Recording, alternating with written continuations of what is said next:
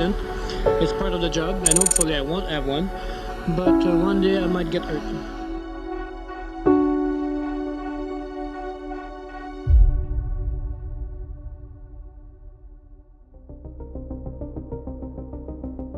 Joseph Gilles-Henri Villeneuve was born on January 18, 1950 in Saint-Jean-sur-Richelieu, Quebec, Canada.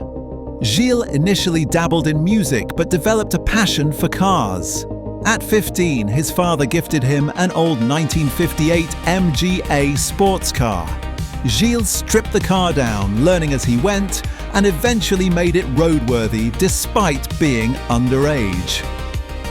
After finishing school, Gilles began competing in drag racing with his modified 1967 Ford Mustang. After some time, he became interested in single-seat racing but could not afford to participate, so he used his construction job earnings to fund snowmobile racing, eventually turning professional. Gilles Villeneuve was a dominant snowmobile racer in the early 1970s, securing numerous wins and championships in North America.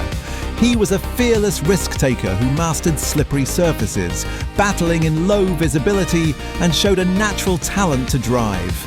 Using some of his snowmobile earnings, Gilles attended the Jim Russell Racing School at the Mont Tremblant circuit to get his racing license.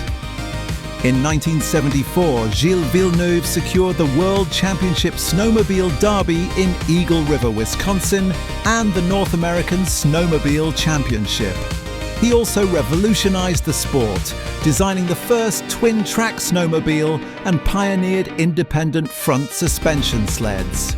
He competed in the regional Formula Ford Series, driving his own 2-year-old 1973 Magnum Mk3. He won 7 out of 10 races, clinching the championship on his first attempt. Gilles advanced to Formula Atlantic with Écurie Canada, selling the family house to finance his racing. The family lived in a camper van, traveling together during the racing season. Gilles' early performance in Formula Atlantic was disappointing. He crashed at Motorsport Park, breaking his leg in 2 places. He lost his seat with Écurie Canada and had to find funds to get a new chassis to finish the season. His second season in Formula Atlantic was partly sponsored by Skiroul. He won his first Atlantic race in 1975 at Gimli Motorsport Park in heavy rain. In 1976, Gilles dominated the season, partnering again with Chris Harrison's Écurie Canada and March race engineer Ray Wardell, winning all but one race and securing the US and Canadian titles. During the summer, he was briefly invited to drive for Ron Dennis in a Formula 2 car at Pau. Gilles then caught the attention of James Hunt at the non-championship Formula Atlantic race at Trois-Rivières. Outpacing F1 stars Hunt, Alan Jones, Vittorio Brambilla, Patrick Depailler, plus rising French F2 star Patrick Tambay. Hunt recommended him to McLaren, who signed Gilles for several races as a third driver alongside Hunt and Jochen Mass, with an option for 1978.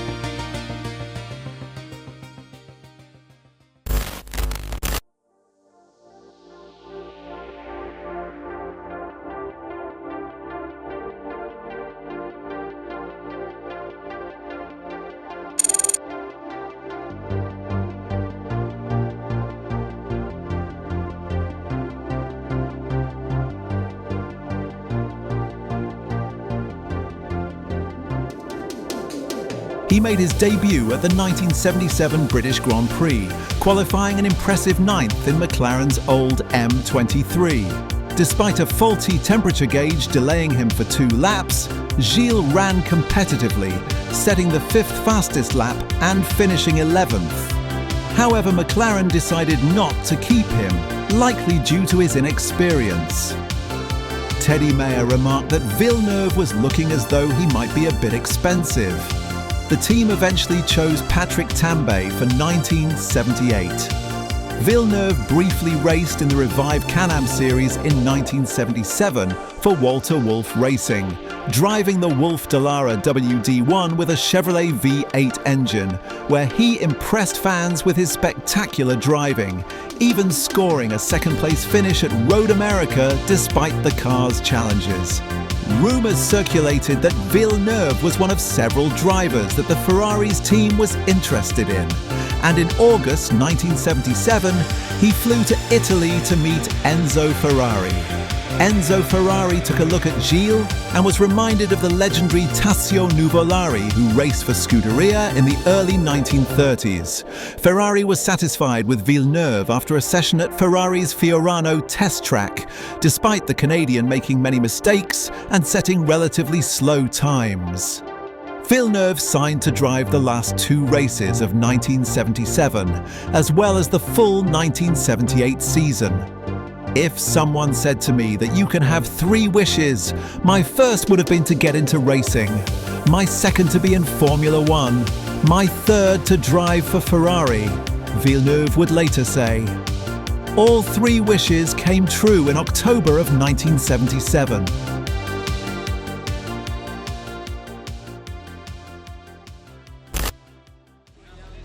In Canada, it was Gilles Villeneuve who made the headlines. The Canadian was Lauda's successor at Ferrari, where they intended to line up their 3 drivers for the second to last Grand Prix of the season. Well, things were different then, and a supplementary test session was even organised for the Wednesday before the race for Ferrari and Renault, who still had a lot to learn. Gilles Villeneuve's first race for Scuderia was the 1977 Canadian Grand Prix at Motorsport Park, Toronto, a home race where he made his early debut for the legendary Italian team, replacing the departing world champion Niki Lauda. The Canadian found the Ferrari 312 T2 tricky to drive. After several wild spins, Villeneuve retired from his home race after sliding off the track from an oil spill. He also raced in the last race of that season, the Japanese Grand Prix at the Mount Fuji Speedway near Tokyo, but retired on lap 5 when he tried to outbrake the Tyrrell P34 of Ronnie Peterson. The pair banged wheels, causing Villeneuve's Ferrari to become airborne. It landed on a group of spectators watching the race in a prohibited area, killing 1 spectator, a race marshal, and injuring 7 people. Villeneuve was terribly sad about the deaths and was absolved of any wrongdoing after a thorough investigation. On the 8th lap, there was an ambulance on the track, and for good reason. Villeneuve and Peterson had collided. The Ferrari finished up on the other sides of the safety rail, where it knocked down about 10 spectators. An official and a spectator were killed instantly, another difficult moment in a season that had more than its fair share of problems. When I found out how affordable Michelin radials were, I thought they were putting me on. Well, as it turns out, I'm putting them on. I came in here expecting only to have enough for my second choice, but he put me on to Michelin for about the same price. If anyone tells you Michelin quality is too expensive, they're putting you on. Price Michelins. Only our standards are high. I found out Michelin prices are really competitive. So that's what I'm putting on. Michelin. We put America on radials. And Ferrari's Gilles Villeneuve starting a career of spectacular off-track excursions. His teammate Carlos Reutemann exploited the grip of his Michelins and led start to finish. In 1978, Michelin revolutionized Formula One by introducing radial tyres, a significant shift from the traditional bias ply, with Ferrari as their primary partner, leading to an immediate win at the Brazilian GP with Carlos Reutemann, proving radials viable for F1. Villeneuve saw a succession of retirements, often after problems with the new tricky Michelin radial tyres or pushing his Ferrari to the limit. Early in the season, he started on the front row at the United States Grand Prix West in Long Beach, but crashed out of the lead on lap 39.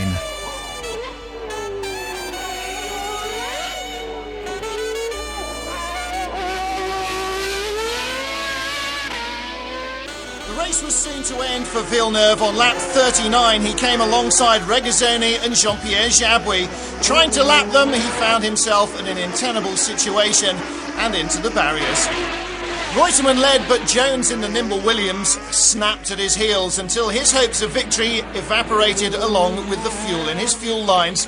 Andretti claimed second place, Depailler moving up to third in the Tyrrell, his second podium finish of the season. But with win number 2, Reutemann moved himself strongly into the championship frame, tying for the lead of the series with Andretti. The Italian Grand Prix was supposed to be Mario's dream. Instead, it turned into a nightmare. A first-lap collision eliminated Scheckter, Hunt, Patrese and Peterson's Lotus. Towards the end of the season, Villeneuve's results improved. He finished second at the Italian Grand Prix, although he was penalised a minute for jumping the start, and ran second at the United States Grand Prix before his engine failed. Finally, at the last race of the season, he scored his first win at the Canadian Grand Prix at the Circuit Notre Dame Island in Montreal. The circuit was later named after him, and to date, he remains the only Canadian to win the Canadian Grand Prix. Villeneuve wins, and 100,000 cheering Canadians go wild with delight at the first ever Grand Prix win by a Canadian in, of all places, Canada. My car flew up in the air and went spinning down the road, and then I saw, as I stopped, I saw a car on fire behind me and nothing much going on, so I went and had a look to see what was going on. This in fact was your friend and colleague Ronnie Peterson. Now what was the state of his car and what did you do about it? Well, his car was in a bad state, and he was still in it, half in, and the thing was burning. There was one marshal there already who had arrived, who in fact was doing a terrific job because he was being very sensible. He had one extinguisher, and rather than blast the whole thing off in a vain attempt to try and put out 40 gallons of fuel, he was conserving it and just knocking down the flames around where Ronnie was. And that gave me a chance to go in and try and pull him out because he was trapped. You could get him half out, but he was trapped by his foot. And the guy was keeping the flames down there, and eventually we managed to get the steering wheel bent and get him freed off and pull him away. Did you in fact speak to him after the accident? No, I didn't speak to him, but when we took his helmet off, he was looking pretty distressed, obviously, but he was conscious, and he tried to sit up, and I thought it was best that he didn't, A, because of further damage, and B, because his legs looked pretty messy, and I didn't particularly want him to see him.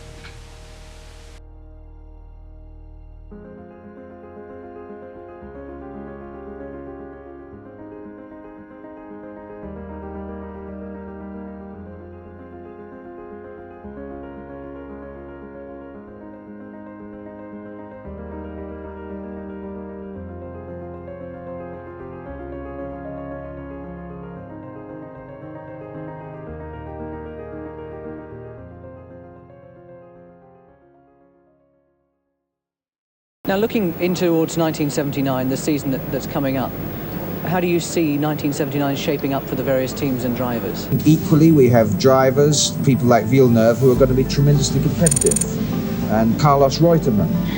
You've got to have people like Mario Andretti, who is still world champion and obviously one of the top in the world. I think he's going to find that the other people have come up with cars that are more similar to his, but how much will Colin be able to help keep his cars ahead? I think it's going to be a tremendously interesting season, actually. James Hunt's chances for this year with his move from McLaren across to Wolf, a new car, untested, what do you think? I think he has to be an outsider. I really do. I think that you've got, as you say, you've got a new team, a new car, obviously a very good car, but other cars have developed so much. I mean, look at this car. This is an incredible machine. Is it going to work? Will it work early enough? There's a lot of questions we've got to have answered. James has moved into Wolf, Jody Scheckter's moved out of Wolf and gone to Ferrari to join Villeneuve. What do you think of the Ferrari setup? I still take Ferrari as a very likely winner, actually, and I must say I think Gilles Villeneuve is the most potential outside non-world champion class, if you like, or driver. Well, Ferrari organization, I'm sure, is one of the best. It is the best, I'm sure. Second, and Villeneuve go incredible. Villeneuve was joined by Jody Scheckter in 1979 after Carlos Reutemann moved to Lotus. Villeneuve had an impressive season, winning in South Africa and Long Beach. His Grand Prix debut, and there is the checkered flag going out. And the Long Beach Grand Prix has been won by Gilles Villeneuve, who goes into the lead in the World Championship. However, the season is mostly remembered for Villeneuve's wheel-banging duel with René Arnoux in the last laps of the 1979 French Grand Prix. And the wheels are overlapping. Arnoux's offside front wheel was actually tucked inside the two near side wheels of Villeneuve's Ferrari as they went round the right-hander at Villeroy. This is incredible. This is the 79th lap in this 80-lap historic French Grand Prix, the oldest Grand Prix of them all. This is the 65th Grand Prix, and there has never been a more exciting battle for a major position than this one, with such French interest. Jabouille still ahead. And he's closed right up on Villeneuve, and he's going to try again. They're coming into the start of the last lap behind Jochen Maas in the A2 Arrows. And Arnoux does he? And Villeneuve locks up. And Villeneuve has had to go wide, and Arnoux's on the inside as they go round Villeroy. He's got the shorter line, he's got second position. He's through, they bang wheels. He's off, and he's back again. René Arnoux off the circuit and back again, and now Villeneuve's in second position, and this is the last lap. And Villeneuve goes over the corrugations, and he nearly loses the front as they go up to Parabolique on the 80th and last lap. And he's back, he's in second position. Villeneuve is second in the Ferrari. Down to third position goes Arnoux. To La Bretelle, 80th. 80th lap in this 80-lap race, and there's less than a third of it to go. Now, can Arnoux, on the tremendously fast La Combe Courbe de Pouar section, 150 miles an hour, get past? They go past Jochen Maas, and Jabouille wins. Jean-Pierre Jabouille has won in the Renault. Who is going to be second? Villeneuve is at the moment. Arnoux is in third position. Into the Courbe de Pouar they come. There is Riccardo Patrese, and Villeneuve is second. Arnoux is third. And it looks to me as though the Ferrari is in real trouble as he comes into the chicane. There's Piquet past him, and look at that. Sparks, he's on two wheels, not three wheels. At the Dutch Grand Prix, a slow puncture took out his left rear tyre and put him off the track. He returned to the circuit and limped back to pit lane on three wheels.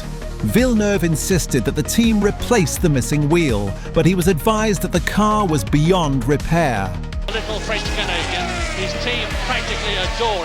Villeneuve could have won the World Championship at the Italian Grand Prix by ignoring team orders to beat Scheckter, but chose to finish behind him.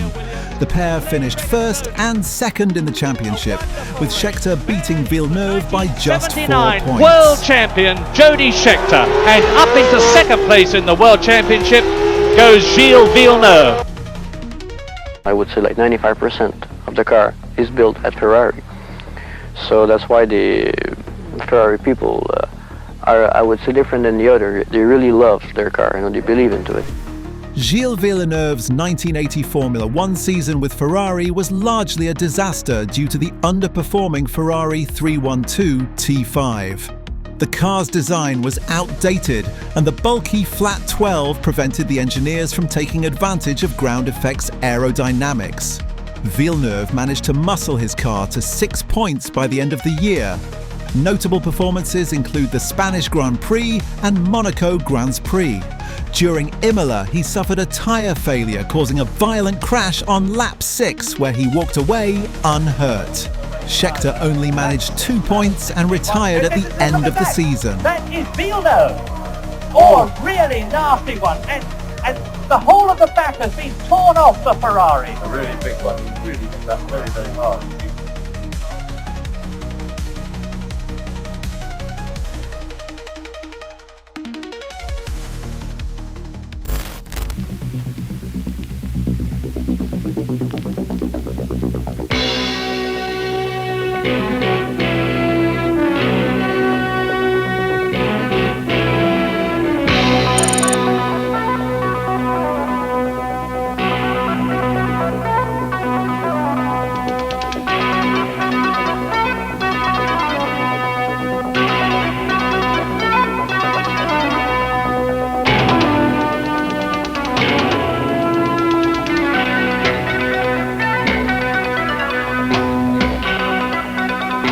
Ferrari engines are often said to be mechanical gems. Too far-fetched? No, the plain truth. The various turbo components designed to power the 126C single-seater of Villeneuve and Pironi call for precision machining, skill, and, why not, love. This precision, painstaking machining blends advanced technology with the motions of expert craftsmanship. At Maranello, all this is achieved on the shop floor, a combination of science and the artisan's shop.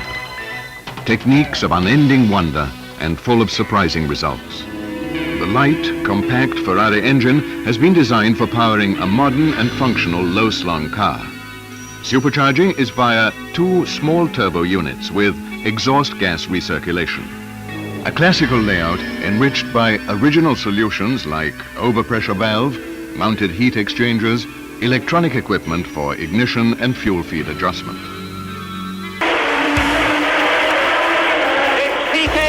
Villeneuve second, Mansell third, Reutemann in fourth position, and it looks as though we're getting go at Van der Bot, and thank heavens we are. It's Piquet, Villeneuve, Mansell is third, Reutemann is fourth, Jones is in fifth position. The 1981 F1 season marked Ferrari's exciting yet challenging debut of turbocharging with the powerful but tricky to handle Ferrari 126CK. The basic chassis was identical to the previous car but used a smaller and narrower V6 engine with forced induction, better suiting the ground effect aerodynamics now needed to be competitive. Enzo Ferrari had hired Nicola Materazzi in December 1979 to work with Forghieri and Tomaini specifically for his experience with the turbocharging in the Lancia Stratos GR 5 silhouette cars.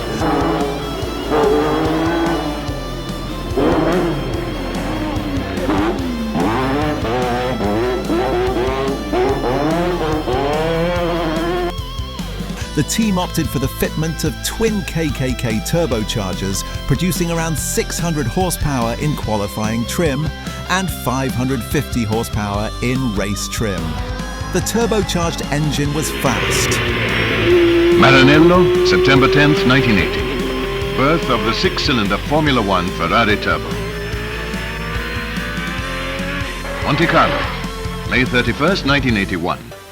The new Ferrari Turbo, with Villeneuve at the wheel, wins the Grand Prix of Monaco. Never before was a supercharged engine developed so quickly. About 20 miles north of Madrid, it is very hot for round 7 of the 1981 World Championship. But that is the danger man for all of them. Gilles Villeneuve, who won just 2 weeks ago in the turbocharged Ferrari at Monaco, an absolutely superb race. At Jarama, he held off 5 quicker cars to win, using his tactical skill and the car's superior straight-line speed. Lafitte is right up alongside him, he's into the last corner. Now he lines it up, Villeneuve lines it up, gets his foot down. And Gilles Villeneuve wins a fantastic drive, resisting pressure all the way. One of the finest drives I have ever seen. Oh, and look at that wing. Gilles Villeneuve's in real trouble. Gilles Villeneuve's front wing has gone right up in front of him now. At the 1981 Canadian Grand Prix, Villeneuve damaged the front wing of his Ferrari. The wing flew up, blocking his vision.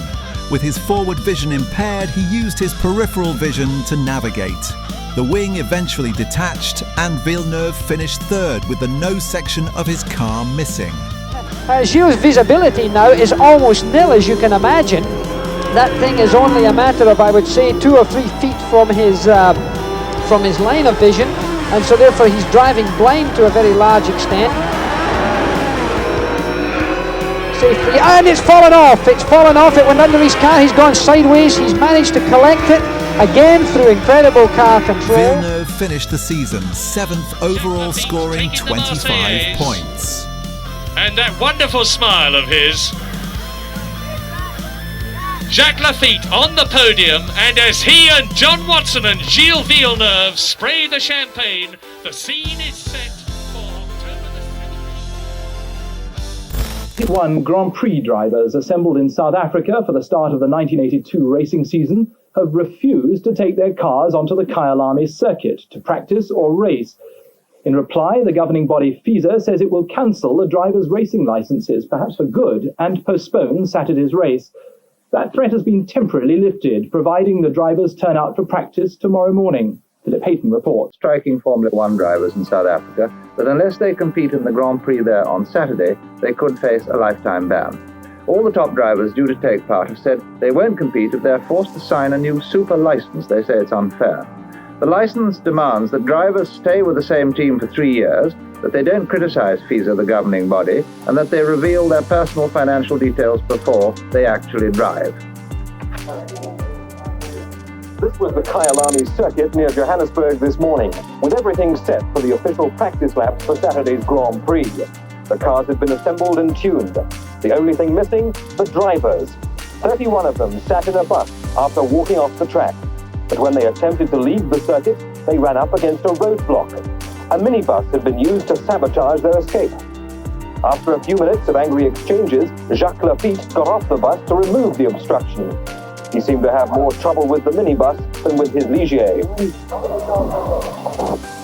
After making their escape, the drivers, with an escort of newsmen, headed for a Johannesburg hotel. The drivers are unhappy with clauses in what are called their super licenses, issued by FISA, the sport's controlling organization. Among other things, the drivers don't want to reveal personal financial information. Totally expected happened because turbocharged cars are on the first 3 rows of the grid, first to 6th fastest.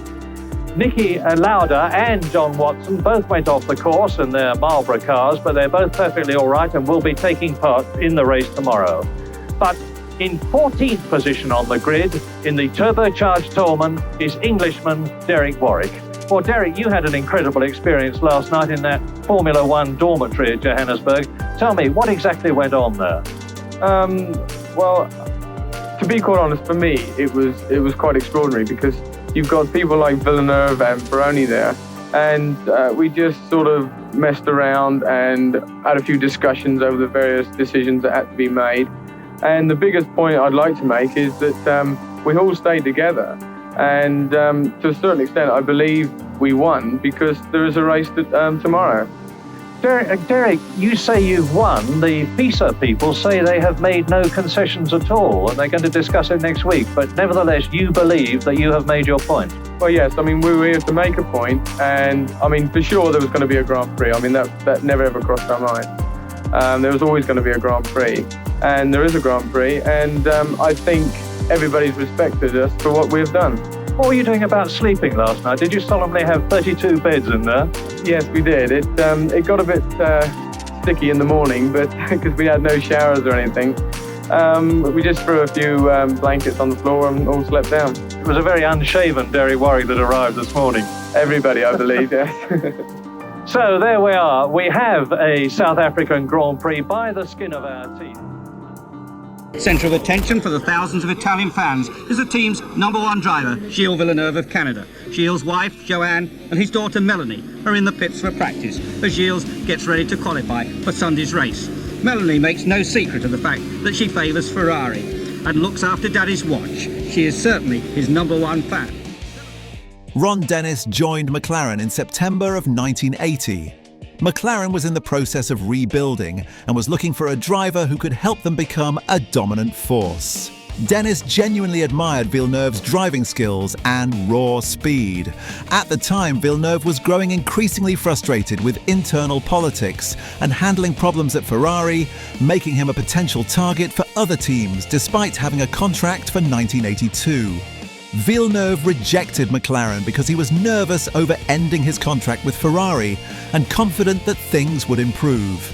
The arrival of Harvey Postlethwaite led to a total overhaul of the Ferrari 126CK in time for the 1982 season.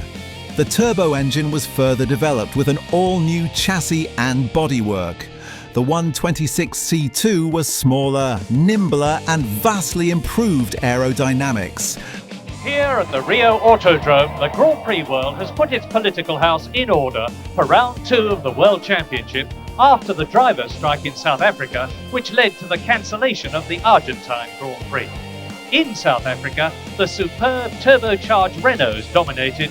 But 8 weeks later, there's a whole grid full of new cars at this hot sea-level circuit, which puts the turbo and normally engined cars on a more level power footing than Kyalami. Villeneuve led the first race in Brazil in the new one, 26C2, before spinning into retirement. Last year, Gilles Villeneuve had exactly the same position. And Piquet now is going to try and go around the outside, and Villeneuve's off!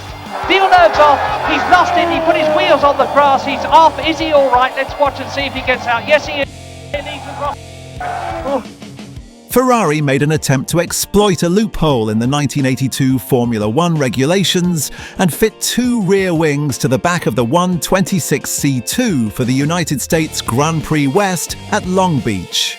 The rules dictated how wide wings could be, but not how many wings could be fitted to a car. They managed to finish third before being disqualified. Renault pioneered the turbo cars, but last year Ferrari decided that was the way to go and brought out their V6 car for a full season. This is the Ferrari 126C2 model with, like now, the Marlboro cars, a carbon fibre chassis designed by Englishmen with the unlikely name of Dr. Harvey Potter.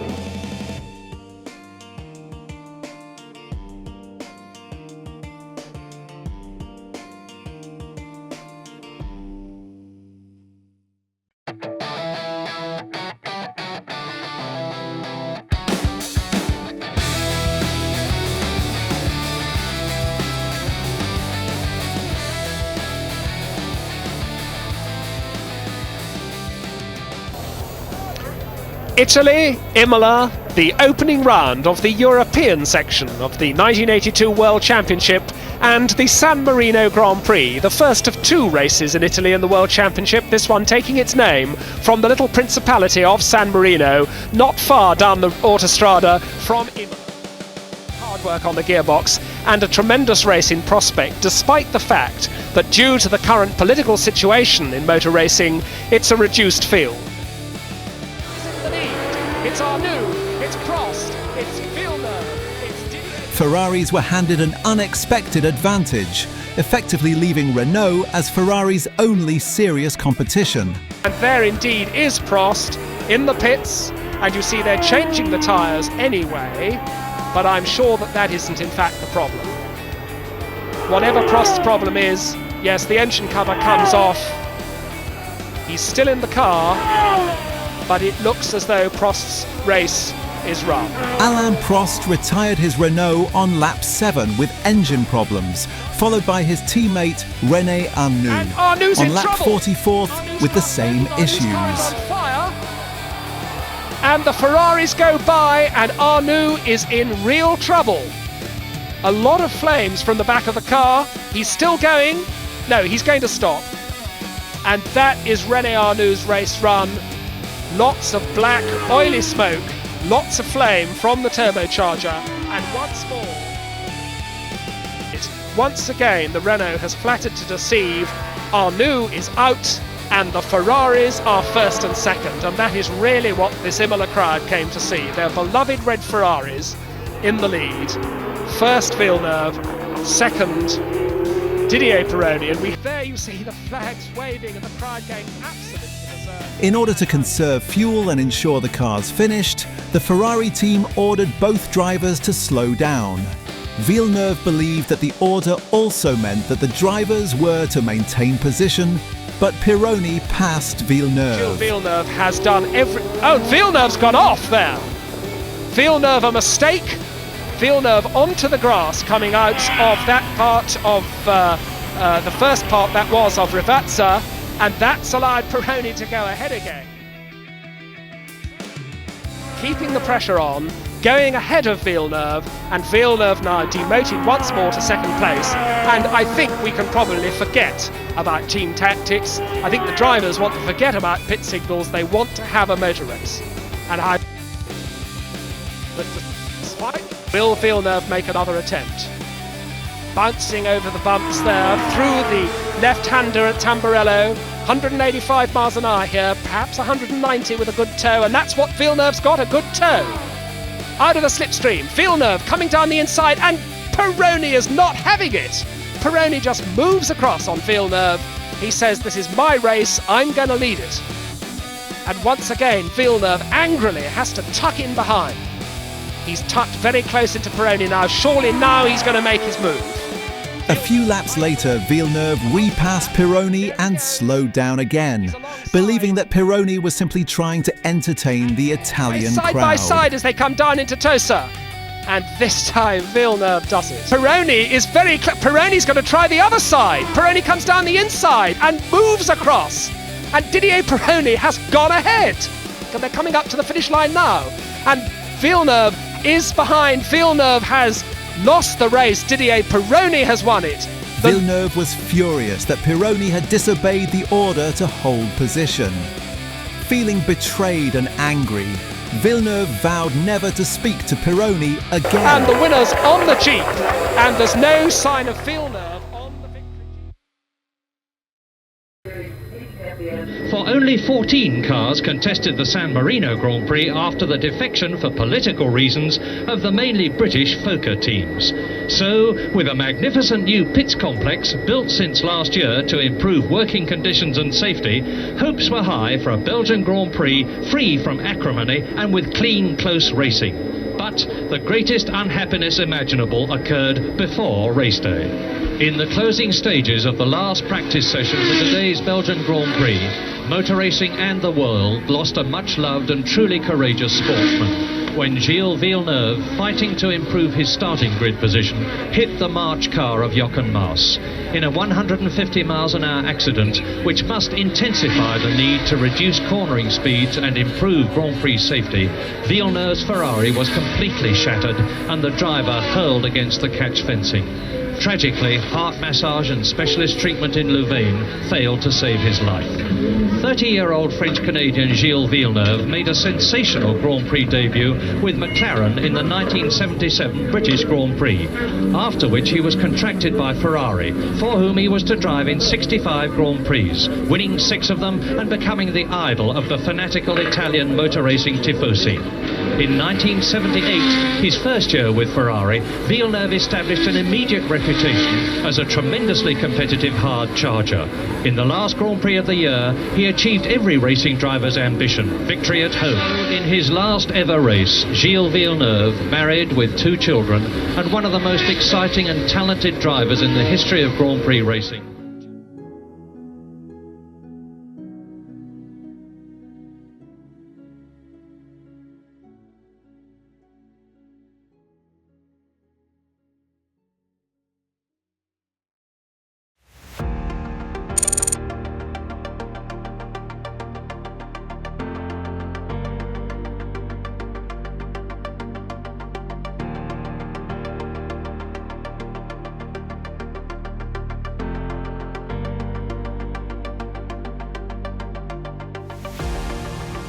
Gilles Villeneuve participated in 67 F1 races, accomplished 13 podiums, 2 poles and 6 wins.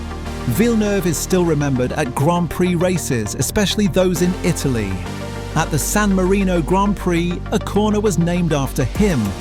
A bronze statue of Villeneuve stands at the entrance to the Ferrari test track at Fiorano.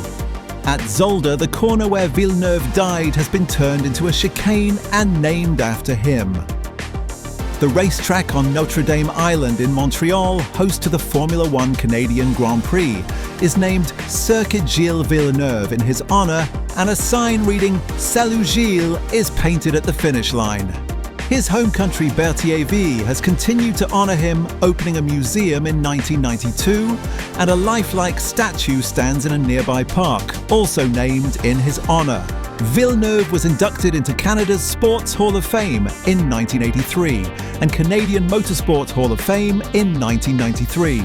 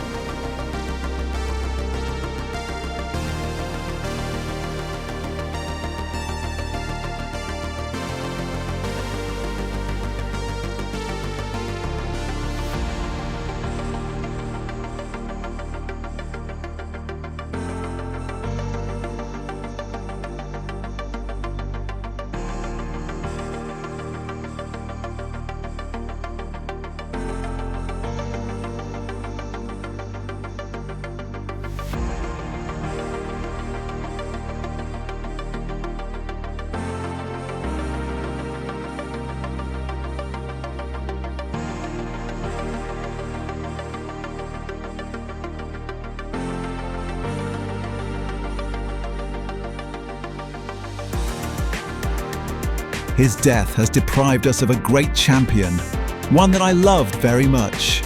My past is scarred with grief. Parents, brother, son. My life is full of sad memories. I look back and see the faces of my loved ones, and among them I see him.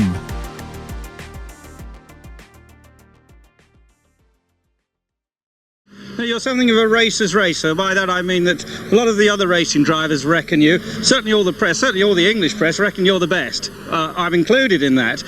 Does that give you a good feeling? Well, it's always nice to see that the people think nice things of you. We're getting lost in that. That's after practice, that's why. And so it's nice to hear that, I mean, it won't change anything in my driving. Do you think racing's in your blood? Because I mean, you race snowmobiles. I mean, you were fast in the powerboat the other day and won that race. Well, I guess I just like it for the sake of the racing. It's not because of the money in it, even though it's nice to have the money in it.